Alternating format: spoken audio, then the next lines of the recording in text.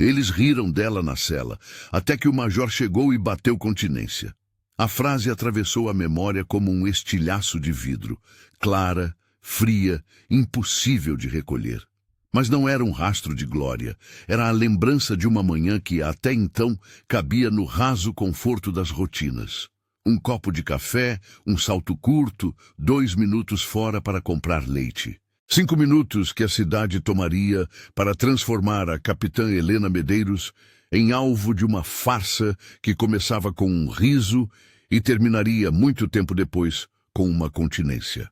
Ela saiu sem farda. Vestia um casaco simples, calça escura, rabo de cavalo preso com pressa. Queria parecer invisível, não por vergonha, mas por precaução. A avenida estava molhada de chuva recente. O asfalto refletia as luzes amareladas dos postes. O mercado da esquina cheirava a pão fresco e a óleo quente. A garrafa de leite na mão, aberta, soprava o vapor frio do vidro. Pequenos gestos cotidianos têm isso. Permitem que a gente acredite por um momento que nada de extraordinário nos acontecerá. Quando o camburão surgiu na esquina, não foi o som bruto que fez Helena erguer o olhar. Foi o cheiro, cachaça misturada com suor e o alumínio das latas amarrotadas. 2 homens desceram, com a certeza de quem possui a rua como extensão da própria vontade. O uniforme parecia um convite. Para eles, a farda era licença, não responsabilidade. Sargento Valdir sorriu primeiro. Tinha a boca larga, os dentes amarelados e o hábito de transformar piadas em ordens. Ao lado, o soldado Ricardo tinha a voz afiada como vidro. Os dois cercaram Helena com a familiaridade de cães marcando o território. Capitã, disse Valdir, a palavra arrastada, o suposto respeito cheio de ponta. Acordou cedo. A primeira humilhação foi verbal, um empurrão de poder que queria reduzir. Eles a chamaram de Helena de folga, como quem anuncia um espetáculo. Um empurrão no braço, risadinhas, dedos nos bolsos procurando por pretextos. A cidade ali fora era testemunha muda. Alguns transeuntes desviaram o olhar. A farda lhes dava cobertura e eles pareciam crer que a impunidade estava bordada naquele tecido. A reação automática da capitã foi medir. Vocês a conheciam pela maneira como contava a ocorrência, pelo modo de aproximar-se de uma família, por uma canção de pragmatismo. Mas nenhum manual de polícia prepara alguém para a pequena violência do dia a dia. O comentário cortante, a tentativa de diminuir. Era uma emboscada que se iniciou com palavras e evoluiu sem uma linha clara para atos. Eles a empurraram até o camburão como quem empurra um móvel velho. Um riso baixo, covarde. Ricardo fez um gesto, buscou uma desculpa para tocar. Não houve contato forçado além do empurrão, mas o que pesou foi o claro desejo de confundir autoridade com propriedade, de transformar o corpo dela em adereço. Valdir falou em voz baixa, uma letra de chantagem. Ninguém precisa saber. A gente resolve isso. Trancada no depósito do próprio batalhão, Helena ouviu o som do cadeado girando como um martelo em seu peito. O depósito cheirava a óleo de máquina e pano úmido, uma lâmpada amarelada tremeluzia no teto. Nas paredes, armários metálicos rangiam. No alto, uma pequena câmera de caixa com a proteção amarelada pela fumaça de muitos anos apontava para o centro do cômodo. O vidro da lente refletia o ponto de luz, como um olho que dorme e observa. Eles deixaram-na ali como se quisessem marcar território. O riso final, o comentário sobre como seria simples apagar uma carreira, espalhar boatos, fazer a cidade acreditar em outra história. Foram embora com passos que sumiram na escada, levando a presença física do perigo, mas deixando atrás a marca invisível da ameaça. Cala a boca, ou a sua vida vai ser outra. No começo, a capitã sentiu vergonha. Um peso antigo, cultivado por gerações que aprenderam a reduzir as próprias dores para não incomodar. A vergonha é uma máquina silenciosa. Ela corrói a lucidez e cria relatos que hesitam. Helena observou o conjunto. O piso frio, a garrafa de leite ainda na bolsa, intacta. O rótulo com a impressão do mercado. O vidro nas suas mãos parecia menor que a vontade de expor. A humilhação ganhou nomes e rostos, e no seu rosto começou a surgir uma outra coisa, uma conta clara, a matemática da exposição. Enquanto respirava devagar para não dar um sinal de pânico, os detalhes se alinhavam com a frieza treinada de quem passou anos lidando com cenas caóticas. Memória tática, como ela chamava aquilo com ironia privada, colocou sobre a mesa pequenos elementos cruciais, a câmera no teto, o relógio digital no painel fora do alcance, o cabo que desaparecia por trás de um armário, os rótulos das latas empilhadas ao canto, a poeira no monitor antigo, a fita adesiva que prendia algo no fundo de um gaveteiro. Tudo se tornava vigilância possível. Valdir e Ricardo acreditavam que a farda os protegia. Pensavam que poderiam apagar uma mulher com boatos e cuspir o riso nos corredores sem consequência. Não tinham entendido que Helena carregava outra farda invisível, a da memória institucional e da disciplina. Ela sabia o protocolo, sabia os horários de ronda, os nomes dos oficiais de plantão. Sabia também que o interior de cada quartel guarda arquivos, gravações e registros que são, no limite, a única defesa contra a mentira. Minutos transformaram-se em horas. A luz da lâmpada oscilava de vez em quando, convidando formigas de memória a saírem. Helena pensou em ligar para alguém, em gritar, em se lançar contra a porta. Fazê-lo seria expor-se a riscos imprevisíveis.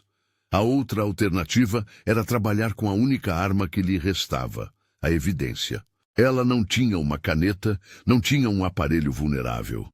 Debaixo do casaco estava apenas o celular, guardado no fundo da bolsa, com a bateria às vezes insuficiente.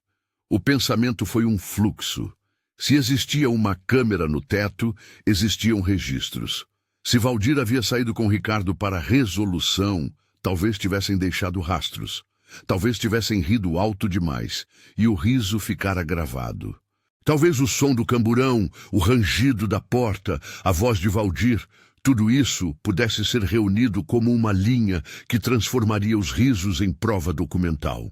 A primeira decisão foi sobreviver. A segunda, lentamente, desenhada com a calma cortante de quem sabe que a paciência é arma, mapear aquele depósito em silêncio. A luz dava para ver uma placa com a indicação de manutenção de câmeras. Abaixo, fios desordenados que desapareciam dentro de um painel. Havia uma mesa onde o café secara, um copo com um anel de pó, um cavalete de ferramentas com chaves e parafusos. No canto, uma caixa metálica com cadeados antigos. Helena memorizou cada dobra, cada nó que parecesse saída de uma rotina.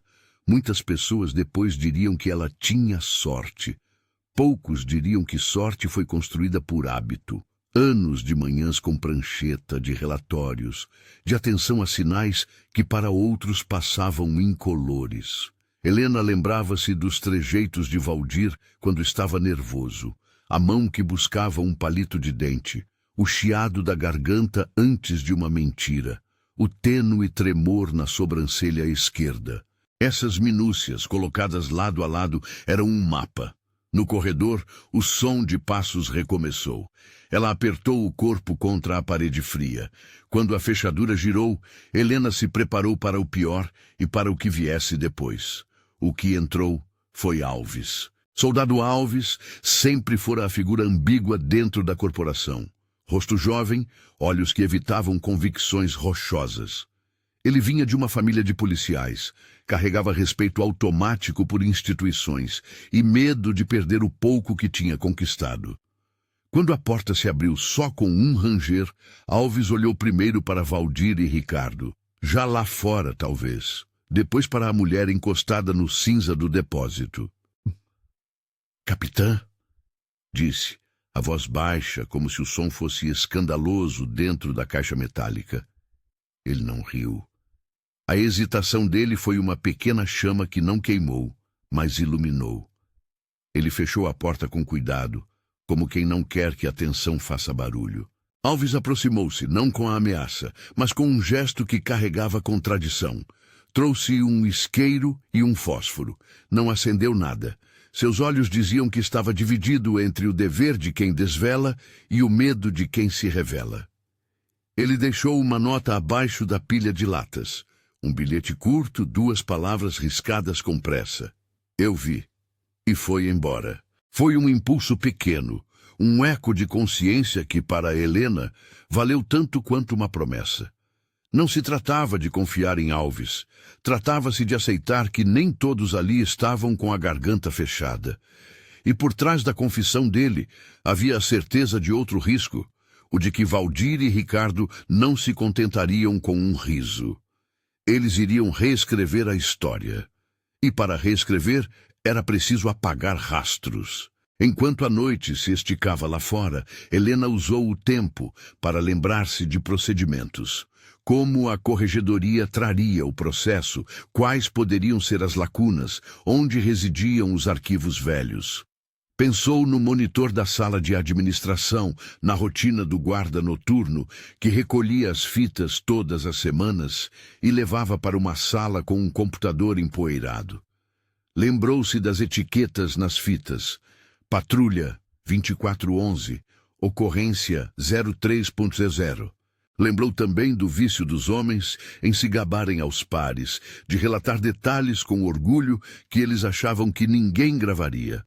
Helena fez o que poderia parecer, aos olhos de alguém, uma escolha estranha. Não tentou forçar nada ali, no depósito.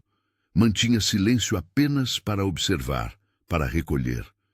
Quando calou, a mente ficou livre para colecionar informações. Os horários, as falas, a ordem das chaves no gancho do armário.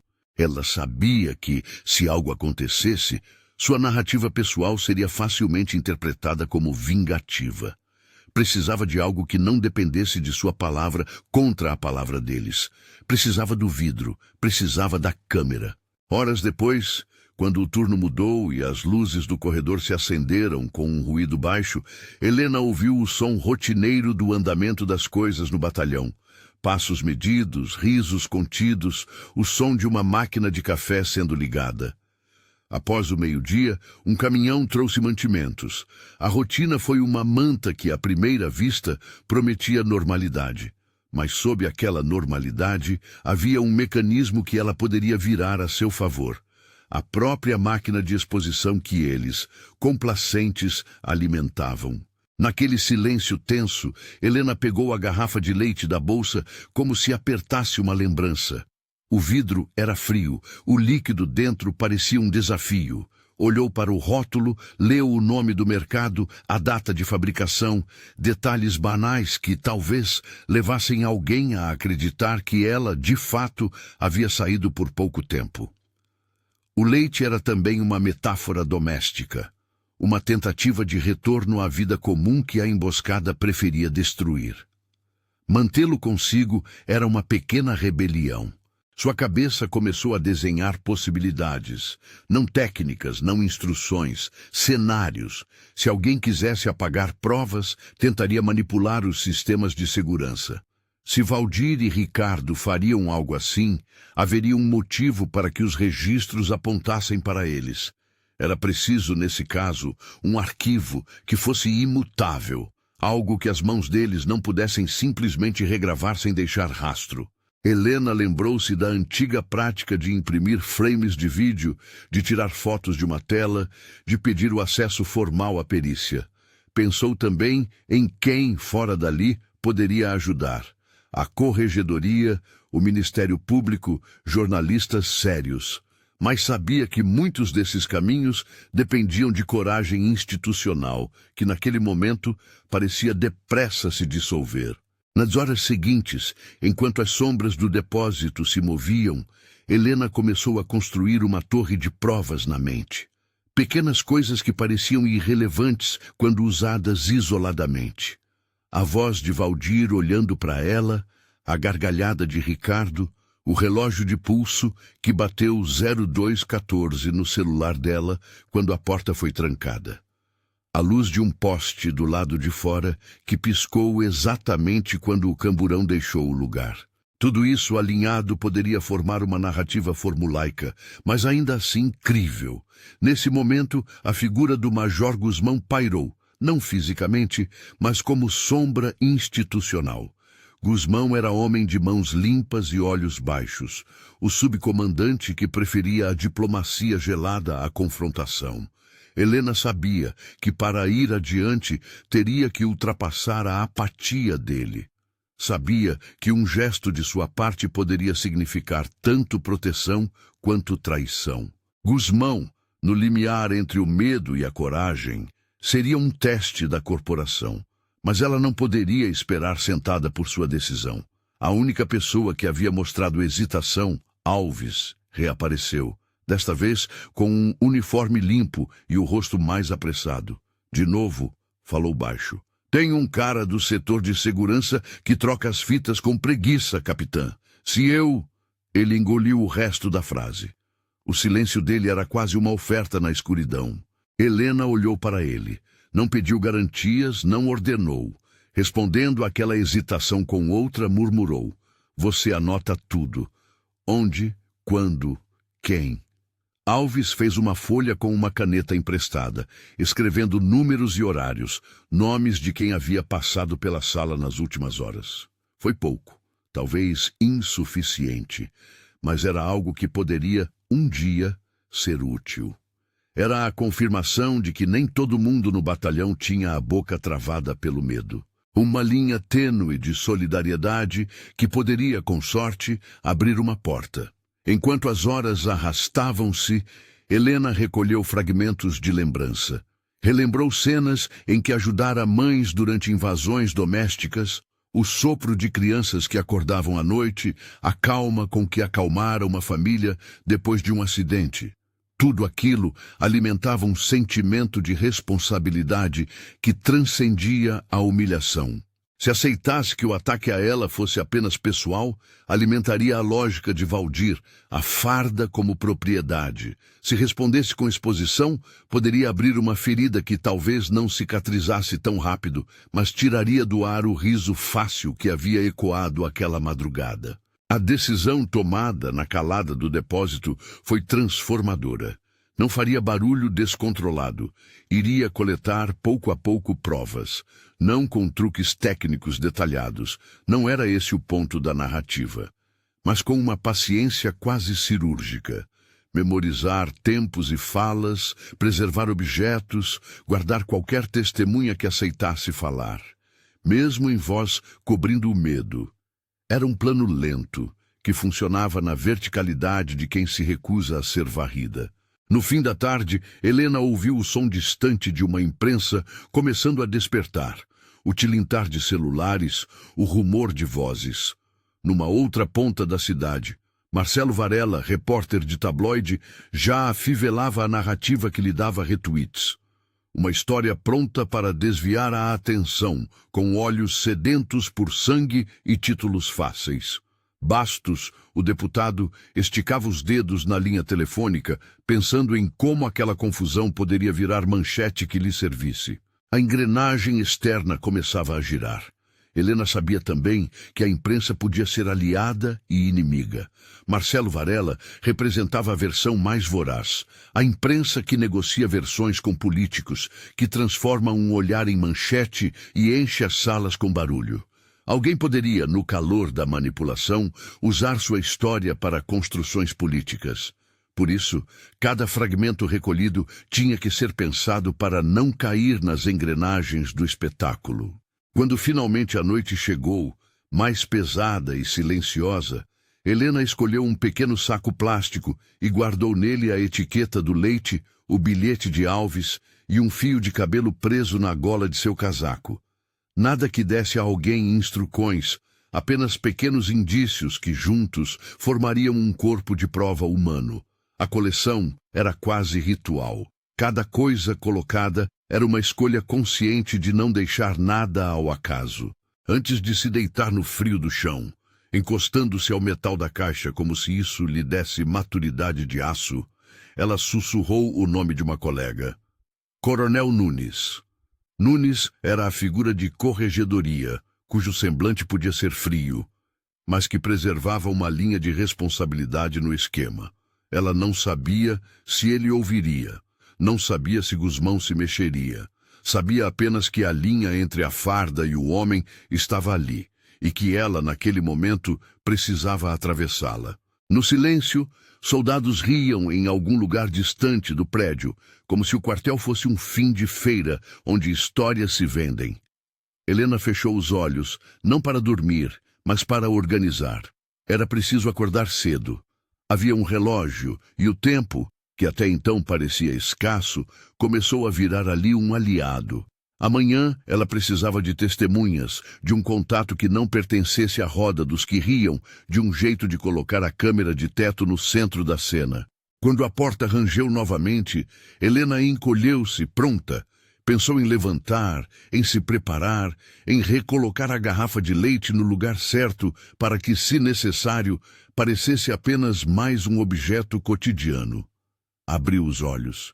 A luz da lâmpada mal tremeluziu. Alguém entrou no depósito, arrastando consigo o cheiro de café frio. A voz que falou o nome dela foi baixa, mas havia nela algo que não era riso nem ameaça. Era um som que carregava escolha. «Capitã Medeiros», disse a voz, e uma silhueta recortou-se na porta. «Precisamos conversar». Alves fechou a porta com cuidado. O som do trinco curto demais para ser casual. A silhueta na porta encolheu-se como se todo o resto do batalhão pudesse ouvi-la. Helena não sabia se devia erguer-se, se devia fingir que estava imóvel como metal frio. Era preciso antes ouvir. «E tem alguém aqui», Alves disse, a voz quase um sopro. Não do pelotão, do outro lado. Coronel Nunes pediu reserva, mas há um oficial da corregedoria vindo. Major Duarte. Ele teve acesso a um registro preliminar. Disse que quer ver você antes de qualquer coisa pública. Helena apertou os dedos no vidro da garrafa de leite até quase sentir o frio tomar-lhe a pele. A notícia caiu sobre ela como uma maré. A corregedoria era a única porta que, em teoria, ainda poderia transformar aquilo em processo e não em boato. Mas corregedoria e batalhão compartilhavam não só uma linha de papel, tinham vasos sanguíneos de amizade, favores e omissões. E Gusmão tinha, por baixo daquele uniforme, uma capacidade enorme de silêncio. Por que ele viria? Perguntou Helena com a calma afiada que já aprendera a usar em operações. Alves mordeu o lábio. Houve um erro nos registros das câmeras. Uma anomalia. Alguém na central técnica resolveu abrir um protocolo. Disse que o nome do arquivo bate com um trecho onde um oficial comenta algo que não devia. Foi uma checada de rotina, mas o cara achou que valia a pena olhar. Era pouco, era muito. Helena respirou fundo. Essa anomalia podia ser a porta que ela precisava, ou podia ser um engodo pensado para isolar um denunciante e dar-lhe a aparência de fragilidade. Ainda assim, era linha. Antes que Alves pudesse continuar, Helena falou baixinho, precisa e direta. Quando? Em 1 hora. Ele pediu sigilo. Quer falar em particular. Helena fechou os olhos por um segundo. O depósito rangia com as pequenas vibrações do batalhão adiante. Lá fora, a cidade fazia o barulho de sempre. Carros, latas sendo chutadas, uma criança que ria distante. Dentro, o tempo tinha densidade de chumbo. «Então, vamos usar essa hora», disse ela. «Se é verdade que tem arquivo, preciso que nada mais seja mexido. Nenhuma fita, nenhum fio». Alves assentiu, a expressão dividida entre o medo e a decisão. Saiu do depósito quase correndo, como se levara consigo o cheiro do perigo. Helena ficou sozinha, com a garrafa de leite que parecia, de repente, uma bandeira. Encostou a cabeça no metal da parede e deixou as informações deslizarem pela mente como se revisasse fichas. Cada detalhe importava. A hora em que a porta foi trancada, o som de vozes, a sequência dos passos. Cada detalhe era prova em potência. Quando entrou no pátio, O Major Duarte não era ainda visível. Alves levou-a por corredores que conheciam o passo dos oficiais, desviando de grupos que fumavam e de um guarda que conversava com o cozinheiro.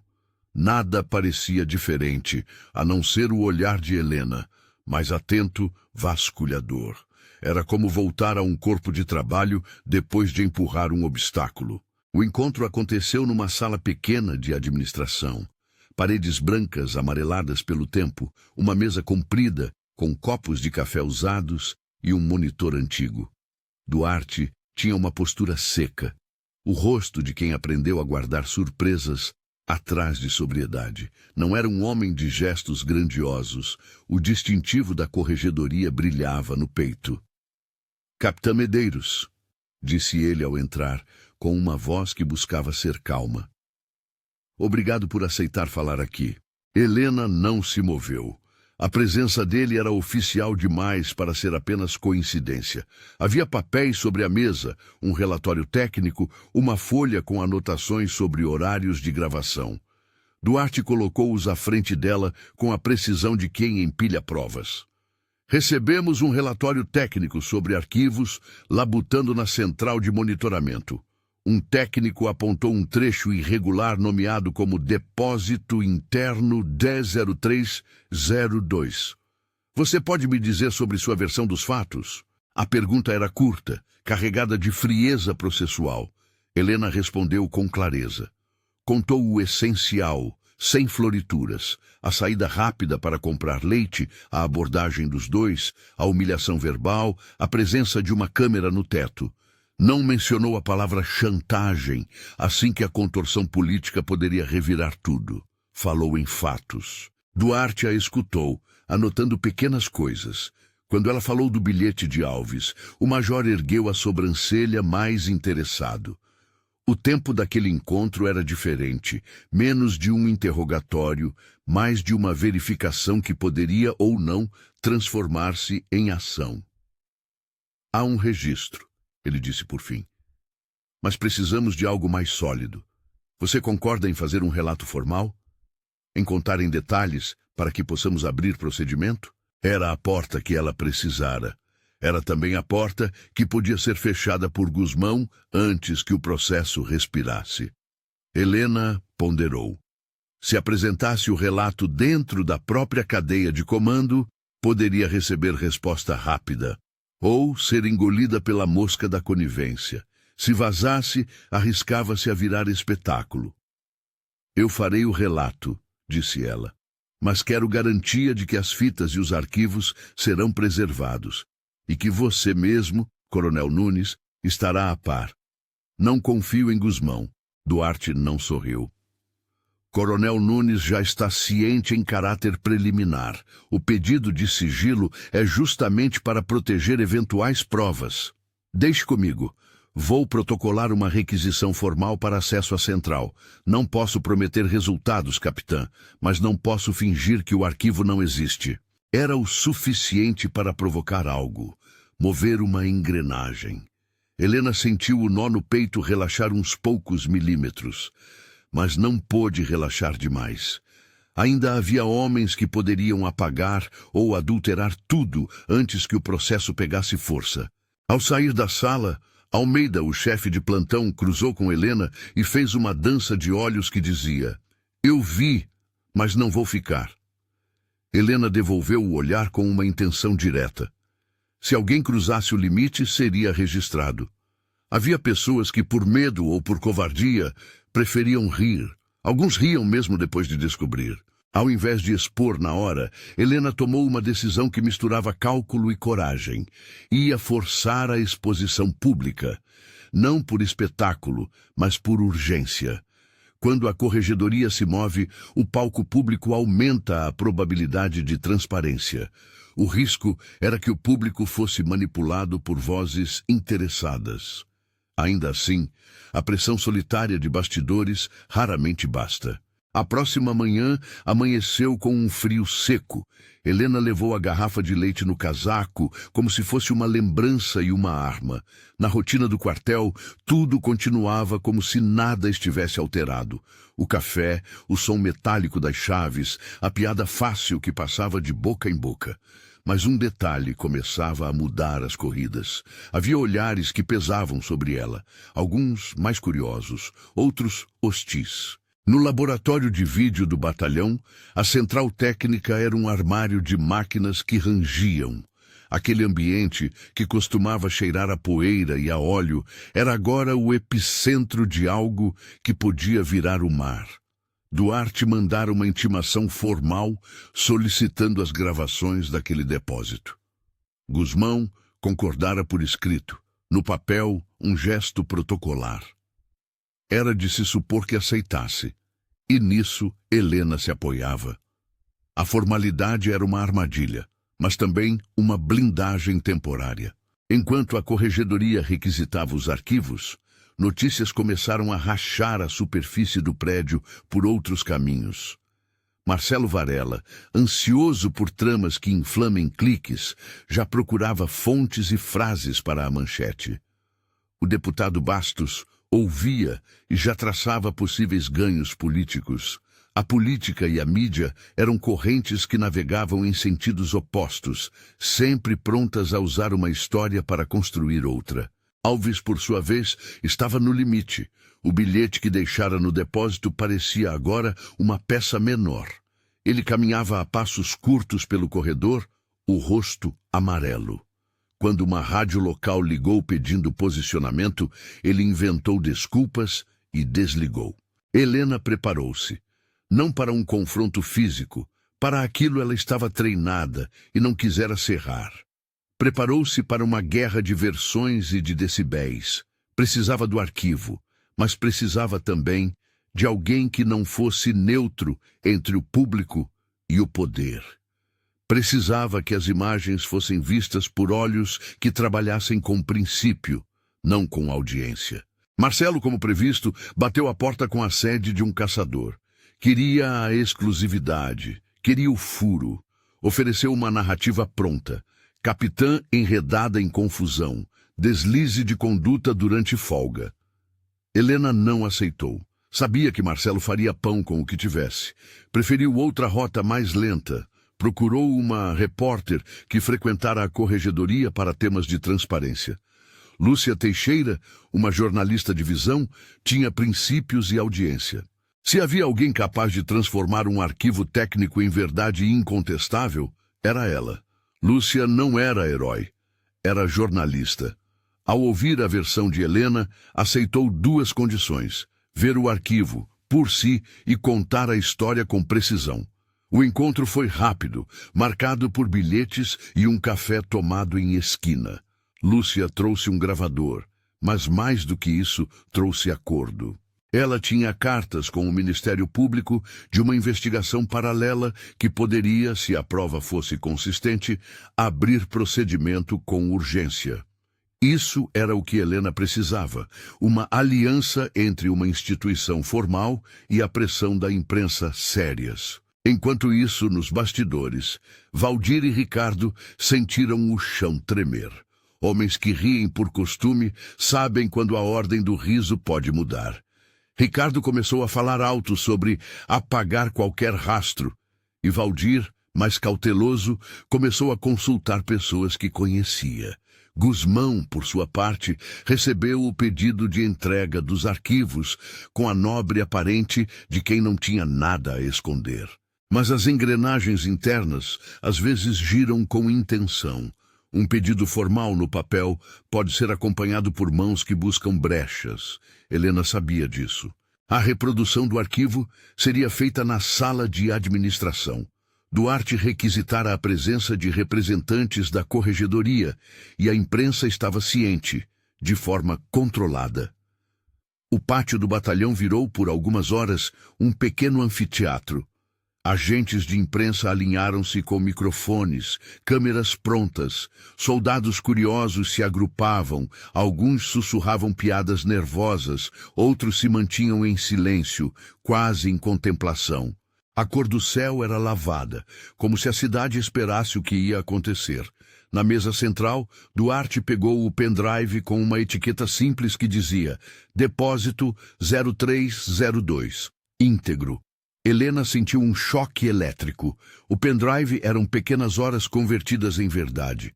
Quando o vídeo subiu no monitor, a sala ficou mais fria. A imagem começou com o foco retilíneo da câmera do teto, mostrando o centro do depósito. Havia prateleiras, latas, um canto onde o metal brilhava. Em seguida, o áudio. Vozes à margem, risos abafados, passos que se espalhavam. A reação foi imediata. Alguns que riam antes engoliram seco. Helena não viu nada gráfico. A câmera captou a aproximação, os empurrões, as falas. O que pesou foi a claridade da intenção. Houve descrições, sugeridas e objetivas, de insultos, de tentativas de transformar a autoridade em propriedade. Em alguns trechos, a voz de Valdir surge com a mesma cadência das chantagens, pedindo silêncio. Em outro, alguém fala em resolver. O som era a sentença sem juízo de vilania produzida por terceiros. Eram as vozes deles encarando a própria imagem. O vídeo entrou pela cadeia de comando como um dardo. A sala, cheia de homens acostumados a dominar narrativas, ficou mudada. O som ecoou como se fosse a primeira vez que eles percebessem suas próprias palavras como provas. Lúcia fez perguntas curtas e firmes depois da exibição.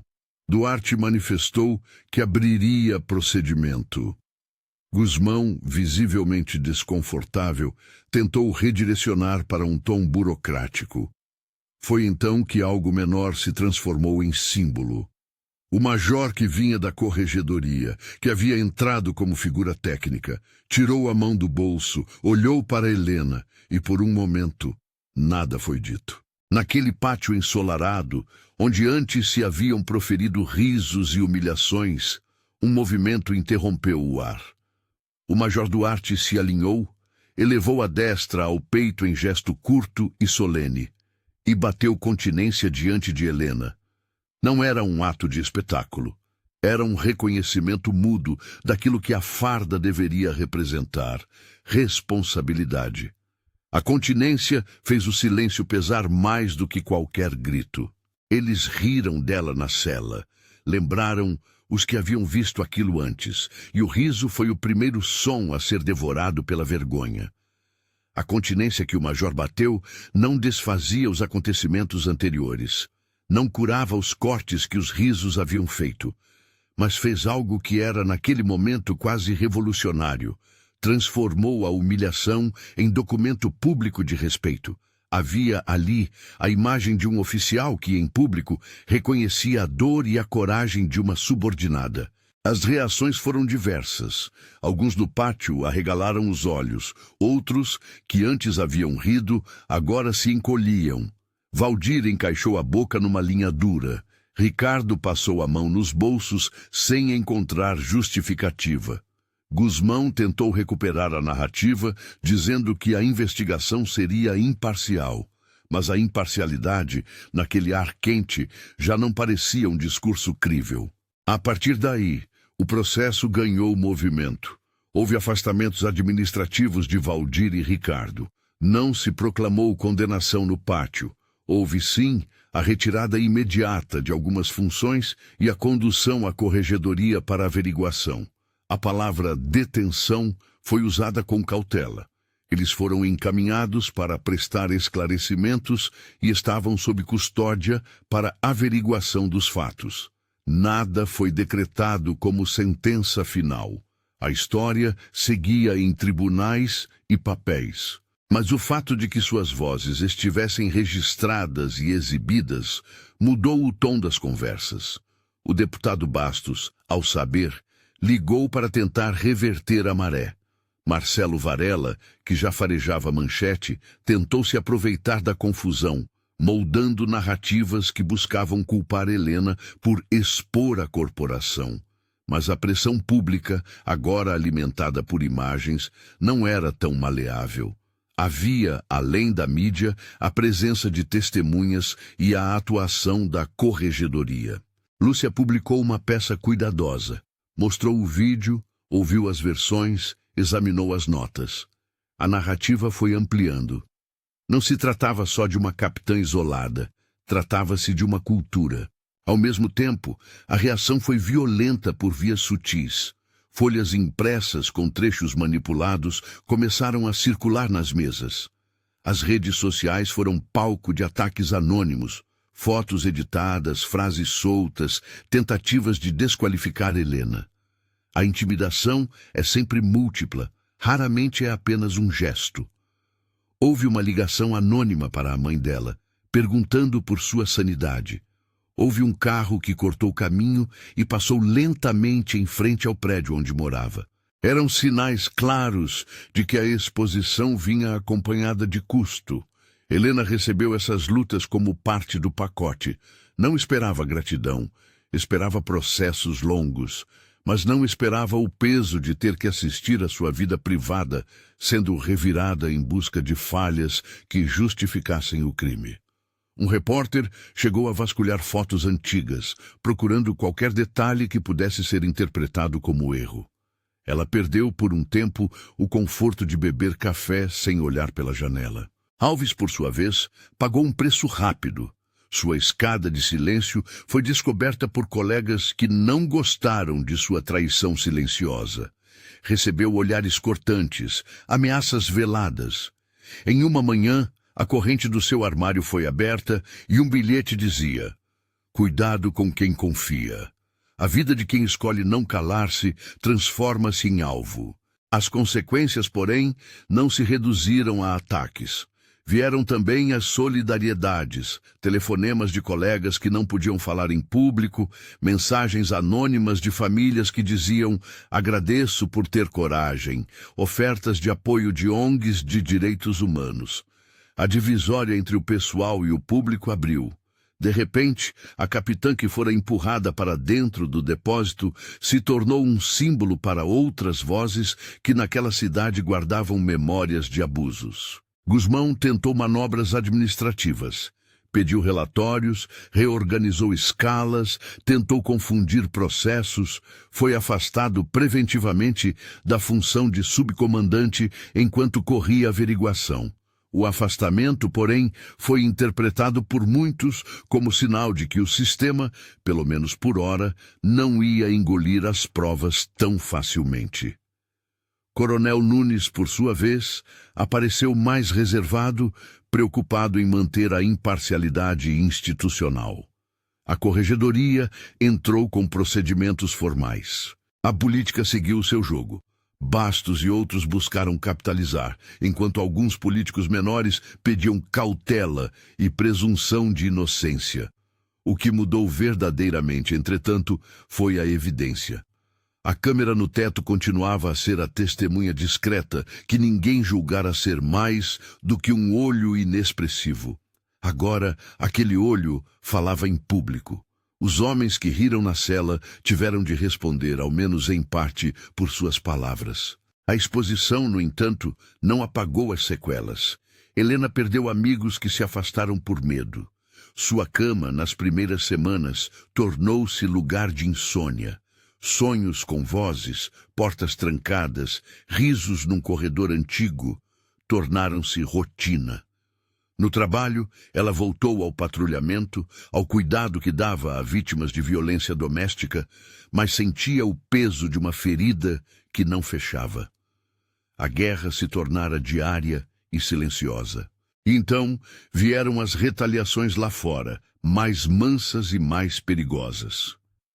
Uma investigação anônima sobre sua conduta começou a rodar em círculos. A imprensa sensacionalista de Marcelo publicou uma peça que buscava ressaltar qualquer deslize passado, qualquer ponto que pudesse fragilizar sua postura. O objetivo era transformar um episódio de humilhação em um prato pronto de contradições. Ele chutava as pedras à procura de sangue. Bastos fez declarações ambíguas, ora pedindo calma, ora sugerindo que a população esperasse investigações. Política gosta de espaços vazios para crescer. Mesmo assim, havia sinais de que algo novo brotava. Nos corredores do batalhão, jovens soldados começaram a conversar sobre condutas, sobre limites. Pequenas reuniões surgiram, anônimas, em que se discutia a ética de farda. Alguém começou a propor uma revisão dos protocolos. Outro sugeriu um canal anônimo para denúncias internas. O que antes era silêncio, agora funcionava, timidamente, como debate. Helena sentia aquele movimento com uma emoção curta e indiscreta. Sabia que vitórias simbólicas não garantiam alívio. Sabia também que o riso que a jogara na cela não tinha o mesmo eco quando, em público, oficiais condescendentes eram confrontados com suas próprias vozes. A continência do Major Duarte naquele pátio não havia sido um final. Havia sido, sobretudo, um ponto de virada. Meses depois, quando as impressões digitais da cidade haviam mudado, Helena recebeu uma intimação para depor em audiência interna. Era uma etapa necessária, formal e branca, de um processo que seguiria seu curso. Enquanto se preparava para comparecer, entrou na cozinha de sua casa e buscou a garrafa de leite.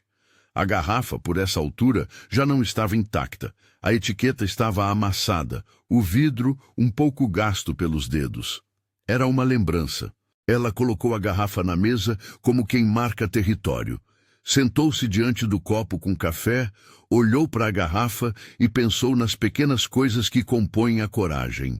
O tempo preciso, as memórias recolhidas, o bilhete de Alves que dizia "Eu vi", o pendrive com a gravação, a mão do major que batia continência. Cada gesto era caro, cada gesto cobrava. A luta continuava. Houve processos abertos, inquéritos, especialistas que periciaram os arquivos, testemunhas chamadas. Algumas partes vistoriaram os registros, outras pediram mais provas. Nada foi resolvido em instantes. Não se chamou vencedora ou perdedora. Chamou-se processo. A justiça começou a andar com passos burocráticos. A imprensa não mais só revirava o passado, começou a acompanhar o presente com critérios diferentes. Houve também retorno financeiro de uma vida que havia sido abalada. Helena, cuidadosa, vendeu uma parte do terreno da sua antiga casa para pagar despesas de advogado. Foi uma decisão prática. A vida pública tinha custos e a própria farda, que antes era promessa, agora era instrumento que devia ter preço. Em meio a tudo isso, Alves tornou-se uma figura solitária. Alguns o chamaram de covarde por ter demorado, outros de herói por ter entregado a nota. Ele sofreu retaliações internas, foi transferido, passou a ser ignorado, mas não se arrependeu. Uma noite, conversando com Helena numa cafeteria modesta, disse: "Você foi a que mais me ensinou sobre coragem. Pensei em mim. Achei que não aguentaria. Mas ver você ali, firme..." Engoliu a palavra. Não queria que ninguém mais passasse por isso. Helena não ofereceu consolo fácil. Respondeu só com um aceno. A coragem, explicou, não era ausência de medo. Era a sequência de atos que você fazia apesar dele. A cidade entrou em debates sombrios e urgentes. O que era impunidade, quem pagava por ela, que mecanismos deveriam existir para que uma farda significasse algo além de controle. Manifestações ocorreram. Alguns se reuniram em frente ao batalhão com cartazes discretos, outros apenas deixaram flores. O movimento, longe de ser homogêneo, era barulhento em seus vocábulos: justiça, transparência, respeito. Algumas figuras da corporação foram encaminhadas para processos administrativos. Não se pode afirmar que foram punidas com o rigor que muitos pediam. A lei caminha devagar. A política às vezes mais devagar ainda. Mas havia agora, no arquivo da corregedoria, um fio que não podia ser simplesmente cortado: a gravação, o pendrive, as assinaturas formais. Naquele contexto de provações, Helena aprendeu a viver com atenção. Deixou de se mover à toa, não porque estava amedrontada, mas porque aprendera a medir o mundo em probabilidades. O preço foi alto. A solidão foi uma das contas mais caras. Amigos distantes, conversas que sumiram, olhares que atravessavam paredes. Mas também havia um grupo de mulheres que lhe escrevia mensagens, policiais, cidadãs, que relatavam pequenas vitórias inspiradas por sua atitude. Era mais do que moeda, era sentido. O tempo deu uma cor diferente ao que havia ocorrido. Às vezes, numa tarde qualquer, Helena caminhava pelo mercado onde tudo começara, e a garrafa de leite na sacola parecia um amuleto. Havia fome por normalidade ali, a ideia de que um pequeno gesto cotidiano não deveria ser risco. Quando olhava o vidro, lembrava-se do momento em que estivera enclausurada, do som das vozes e da certeza de que a farda lhe pedia outro padrão. E a continência do Major Duarte ficou registrada em fotografia. Veio, nas semanas seguintes, a análise crítica. Alguns disseram que fora teatral, outros que fora justo. Para Helena, não importava a nota crítica. O gesto fora leitura pública de respeito. E respeito, naquele contexto, valia mais do que silêncio. Era um ato que dizia a alguém: você não está sozinha. E isso, por sua vez, gerou resultados práticos. Testemunhas que antes mantinham distância começaram a depor. Documentos que antes pareciam entupidos voltaram ao fluxo.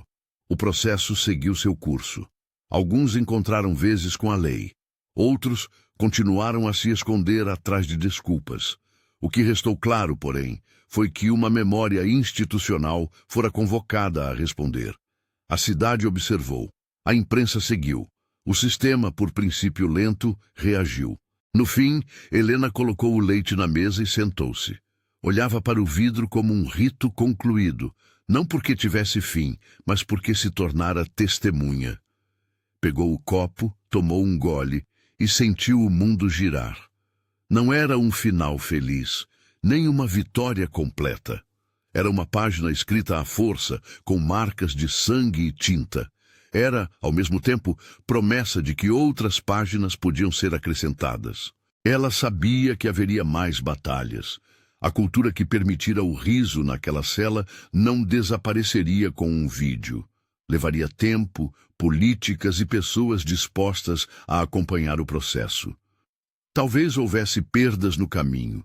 Talvez o silêncio viesse onde ela menos esperava. Mas havia também a sensação concreta de que a voz que fora calada reaparecera e que o gesto do major, a continência, ficara ali, fotografia em branco e preto, lembrando que a farda é, sim, promessa e responsabilidade. Naquela noite, antes de dormir, colocou a garrafa de leite no armário. Não a jogou fora. Era uma relíquia, um testemunho. E com essa relíquia em casa, Helena dormiu com um pouco menos de medo. A vigilância continuava. A guerra não acabara. Mas ela já não era a mesma que fora empurrada para dentro do depósito. Tinha provas, tinha aliados, tinha marcas que se transformaram em documentos. Ao fechar os olhos, pensou nas pequenas e difíceis escolhas que havia feito. Não reagir com violência, construir evidências, buscar canais formais e pessoas de princípio. Pensou em Alves, que arriscara tudo. No Major Duarte, que ao bater continência, dera um sinal de que, ao menos por hora, a instituição reconhecia quem o exigia. Pensou na cidade, que agora assistia. E na manhã seguinte, quando o mundo recomeçou, Helena saiu de casa com a garrafa de leite, de novo. Um gesto simples, a lembrança do que aconteceu e a promessa de que continuaria. Se essa história fez você pensar sobre o preço de dizer a verdade e a responsabilidade de quem veste uma farda, inscreva-se no canal e compartilhe sua opinião. Quem deve responder quando o poder se confunde com a vontade de calar? A batalha seguiu. Houve documentos entregues, depoimentos colhidos e retaliações sutis que tentavam desgastar sua reputação. Diversos processos administrativos se arrastaram. Valdir e Ricardo permaneceram sob investigação, com medidas cautelares impostas. Gusmão, afastado, teve sua conduta examinada. Coronel Nunes trabalhou para manter o processo dentro dos trilhos institucionais. Quando havia requisições de prova, Helena comparecia. Quando havia rumores para rebater, ela buscava a verdade. E sempre havia mensagens de pessoas que agradeciam a coragem. Ao fim, não se proclamou um vencedor absoluto. A justiça não é espetáculo instantâneo. Mas a capitã que chegara ao depósito e ouvira o riso, passou a olhar o espelho com um pouco mais de brandura. A continência do Major Duarte ficou como marco. Um gesto que, mais do que deferência, significava que instituições podem, ainda que tardiamente, reconhecer seus erros. Significava que a farda podia, em algum momento, ser sinônimo de dever e respeito. Helena colocou a garrafa de leite sobre a mesa da cozinha mais uma vez. Olhou para ela e, de um jeito quase íntimo, agradeceu ao objeto. Porque aquela garrafa era prova de que um gesto simples poderia desencadear tempestades e transformar humilhação em ação. Não foi fácil, não foi sem custo, mas na contabilidade de sua vida havia um saldo de dignidade que ninguém poderia rir ou apagar. A guerra continuaria, e ela estava pronta. Se quiser continuar discutindo casos como esse e pensar em formas de fortalecer mecanismos de responsabilidade, deixe nos comentários sua opinião e compartilhe este vídeo com alguém que precisa ouvir sobre coragem e sobre o preço de não calar.